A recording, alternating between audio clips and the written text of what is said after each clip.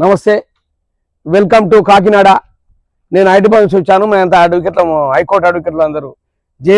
బైరపాక జయాకర్ గారు, నేను, అది మన ఇంకా చాలా మంది కాకినాడ అడ్వకేట్లు కూడా వచ్చారు ఇక్కడికి. వాళ్ళు మమ్మల్ని ఇక్కడ టూరిజం ప్లేస్ అన్నట్టు. ఇది యానం పోయాము. అక్కడ నా దగ్గర మిత్రుడు మల్లాడి సత్యబాబు గారు ఇంట్లో మేము పడుకున్నాం. నైటు ఆయన గెస్ట్ వాళ్ళు పడుకున్నాం. మంచి మర్యాదలు చేశారు చాలా మంది. ఇప్పుడు అభయారణ్యం గోరింగా అభయారణ్యంలోకి వచ్చాము. వీళ్ళంతా ఫ్రెండ్స్ లోపలికి చూస్తున్నారు. ఇది చాలా అద్భుతంగా ఉంది. ఈ లోపలికి కాకినాడ ఫోర్ట్ కూడా వెళ్ళొచ్చు. బోట్ల నుండి బోట్స్ ఉంటాయి. బోట్స్ నుండి కూడా కాకినాడ ఫోర్ట్ ఉంటుంది లోపల. బాగుంటుంది. ఇది చాలా అద్భుతంగా ఉన్నది. ఇంట్లోకి వచ్చి చూస్తే ఇలా రూమ్స్ కూడా ఉన్నాయండి. రూమ్స్ లేవు ఇక్కడ. కోరంగి విలేజ్ లో ఉన్నాయి బోట్స్. ఇక్కడ చాలా అద్భుతంగా ఉంది. ఎందుకంటే ఇప్పుడు మనం ఇయర్లీ ఒకసారైనా చూడాలి. ఇక్కడ మన ఆంధ్ర ప్రజలు చాలా దగ్గర మిత్రులు చాలా మంది ఉన్నారు. వాళ్ళు ఏమైంది అంటే వాళ్ళు ఇక్కడ మన కాకినాడ కోర్టులో చాలా మంది ఫ్రెండ్స్ ఉన్నారు. నిన్న మా బైరపాక జయాకర్ గారికి సన్మానం చేశారు. అక్కడ నుండి ఇక్కడికి వచ్చాము. మళ్ళీ ఈ రోజు కాకినాడ పోయి కాకినాడలో అందరికీ అక్కడ మేము లంచ్ చేసి అక్కడి నుంచి వెళ్ళి వరంగల్కు హైదరాబాద్కు వెళ్ళిపోతాము. ఇక్కడ ఎందుకంటే వీళ్ళు చాలా ఆప్యాయత ఉన్నారు. అప్పుడు మన తెలంగాణ ఆంధ్ర విడిపోయింది కదా. విడిపోయినాక కూడా ఒక అతను బాధపడ్డాడు. మేము విడిపోయినాం కదా అందరం అంటే, తెలుగు వాళ్ళు ఎక్కడున్నా కూడా విడిపోయినా కూడా ఏం కాదు, ఒకటే ఉంటాం మనం. మీరు హైదరాబాద్ ఎనీ టైం ఎప్పుడైనా రావచ్చు. మిమ్మల్ని మేము మంచిగా చూసుకుంటాం. మీరు అది అంత మర్చిపోండి. ఇక విడిపోయిందని మర్చిపోండి. గవర్నమెంట్ చేసింది కాబట్టి చేసింది. గవర్నమెంట్ చేసిన తినాలే. చిన్న రాష్ట్రాలతో డెవలప్ అవుతుందని బీజేపీ వాళ్ళు అంటున్నారు కదా. ఆ బీజేపీ గవర్నమెంట్ లా చిన్న రాష్ట్రాలతో డెవలప్ అవుతుంది. అందుకే ఇప్పుడు జగన్మోహన్ రెడ్డి కూడా చిన్న జిల్లాలు చేశాడు. ఆ జిల్లాలతో కూడా కలెక్టర్ వాళ్ళు దగ్గర ఉంటారు. కలెక్టర్ ఎంఆర్ఓలు అందరు దగ్గర ఉండి ప్రజలు చూసుకుంటారు.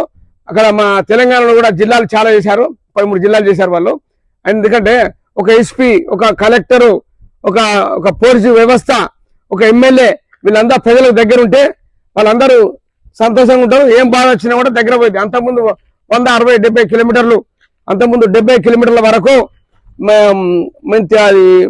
ఎంఆర్ఓ ఆఫీస్ అంటే 60 కిలోమీటర్లు పోయేది. అంత వాళ్ళు చిన్న పిల్లలకు కానీ చదువుకునే పిల్లలకు కానీ మంచిగా బాగా దగ్గరలో చేసిండు. అప్పుడు ఎన్టీ రామారావు గారు అది మండలాలు పెట్టి మంచి పని చేసిండు. దాన్ని అనుగుణంగానే మండలాలు పెట్టిండు. అప్పుడు 2 రూపాయల కిలో పే చేసి ఎన్టీ రామారావు గారు దేవుడు అయిపోయింది. దానికోసం అదే దారిలో వీళ్ళందరూ ఊళ్ళనుకొని నడుస్తా ఉన్నారు. రాజశేఖర్ గారు కూడా మంచి పనులు చేసి చాలా వరకు. మళ్ళీ ఈ గవర్నమెంట్ తెలంగాణ ఆంధ్ర విడిపోయిన తర్వాత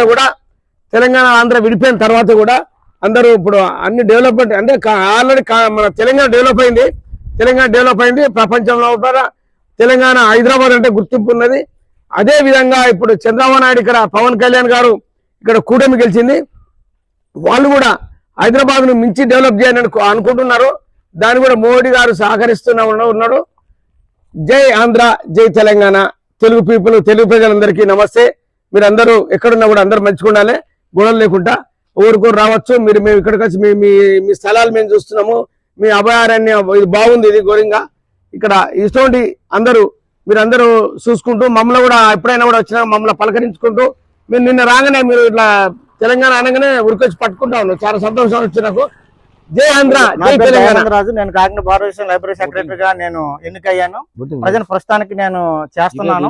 అయితే ఈ కోరంగ మడాడు ప్రత్యేకత కోసం తెలుసుకొని తెలంగాణ నుంచి జయకరన్న, తర్వాత రత్నం గారు, ప్రసాద్ గారు, ఇంకా కొంతమంది మెంబర్స్, వీళ్ళందరూ కూడా ప్రభుత్వ ఏజీపీలు, అయితే ప్రభుత్వాన్ని సహకరించే వ్యక్తులు.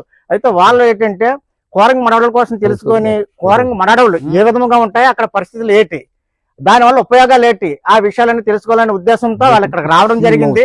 అయితే వారిని ప్రత్యేకంగా ఇక్కడ తీసుకుని రావడం జరిగింది. ప్రత్యేకంగా ఈ వాతావరణాన్ని కూడా చూడడం జరుగుతుంది.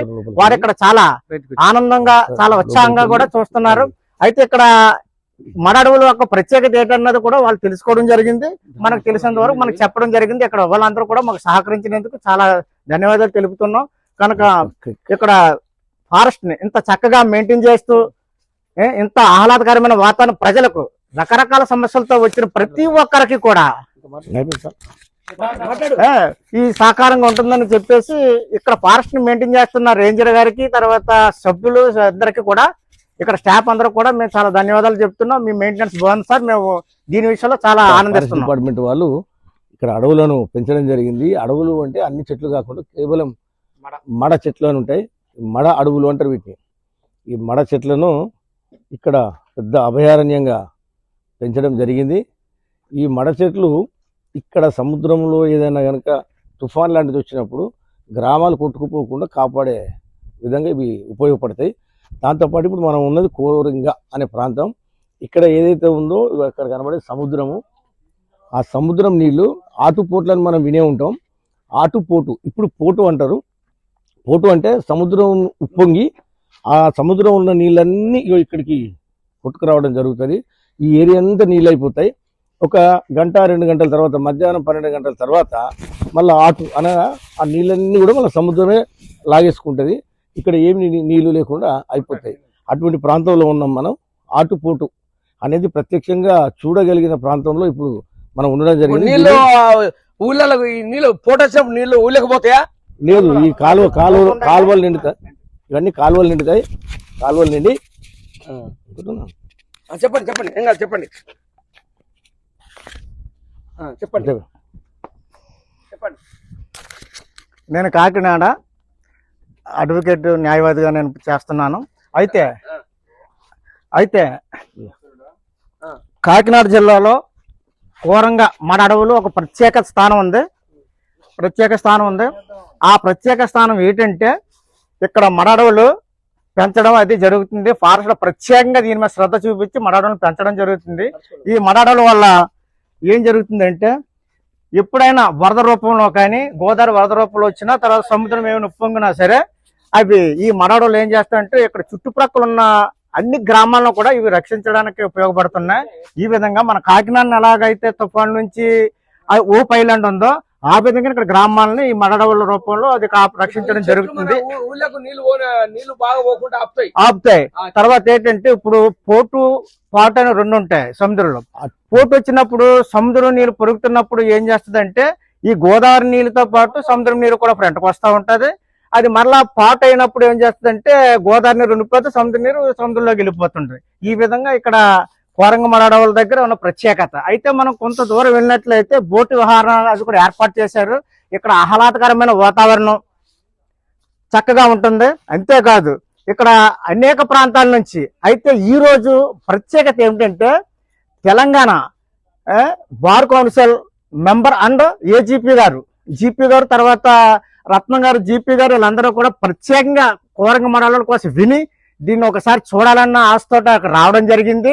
అయితే ఈ రోజు ఇప్పుడు జయకర్ గారు మీరు మాట్లాడండి. మీరు ఎన్ని రోజులు మీరు వచ్చి ఇక్కడికి? అవుతుంది 3 రోజులుగా ఇక్కడే. చెప్పట్లేదు ఆంధ్రలో ఉన్న అన్ని జిల్లాలు మేము సందర్శిస్తూ, అదేవిధంగా ఇక్కడ పర్యాటక ప్రాంతాలు ఏవైతే ఉన్నాయో వాటిని కూడా మేము వీక్షిస్తా ఉన్నాం. అందులో భాగంగానే ఈరోజు కోరింగ అనే ఒక మడ అడవులకు సంబంధించిన ప్రాంతానికి వచ్చి వీటి విషయాలు తెలుసుకుంటున్నాము. ముఖ్యంగా ఆటుపోటులు అవి ఏవైతే అంటారో ఈ ఆటుపోటులు అనేవి ప్రత్యక్షంగా చూడగలిగే ప్రాంతం ఈ కోరింగ మడ అడవులు అని చెప్పి తెలియజేస్తారు. మీతో పాటు కాకినాడ మీరు నివాసి, కాకినాడ కోర్టు మీరు బోర్డు మన బార్ కౌన్సిల్ మెంబర్ మీరు, అండ్ దానికి మీరు డిజిగ్నేషన్ చెప్పండి. నారకేశ్వరరావు అండి. మీరెవరు? చొల్లంగేనండి, కాకినాడ. ఇక్కడ మీరు ఇలా ఏం చేస్తారు? మెయింటెనెన్స్ అండి. మెయింటెనెన్స్ ఈ చెక్క వంతులు అయ్యి రిపేర్లు ఏమన్నా ఎక్కడ పాడైనా అన్ని రిపేర్లు చేసుకుంటూ మెయింటెనెన్స్ చూసుకుంటూ ఉంటాను. సరే ఒక నిమిషం. సరే, వీళ్ళందరూ మనకు చాలా ఆంధ్ర తెలంగాణ విడిపోయిన కాంచెల్లి వీళ్ళందరూ చాలా మిత్రులు ఎక్కుంటున్నాం. మన అన్నదమ్ములు లెక్క ఉండాలని మేము అందరం అనుకున్నాం. ఈ రోజు 2 రోజులు అవుతుంది కాకినాడకు వచ్చి ఇక్కడ యానం తిరిగినాము. మళ్ళా కోరంగి అభయారణ్యంకి వచ్చాము. ఇందులో కూడా చాలా రెస్పాన్స్ ఉన్నది. మాకు సంతోషం ఉంది. మీరు తెలంగాణ వాళ్ళు మా దగ్గరికి వస్తే అని వీళ్ళు అంటున్నా ఉన్నారు. మమ్మల్ని రాగానే ఇట్లా చాలా పలకరించడానికి మాకు చాలా సంతోషం ఉంది. జై తెలంగాణ, జై ఆంధ్ర. ఆంధ్ర తెలంగాణ ప్రజలందరూ కలిసి ఉండాలని కోరుకున్నాను. జై ఆంధ్ర.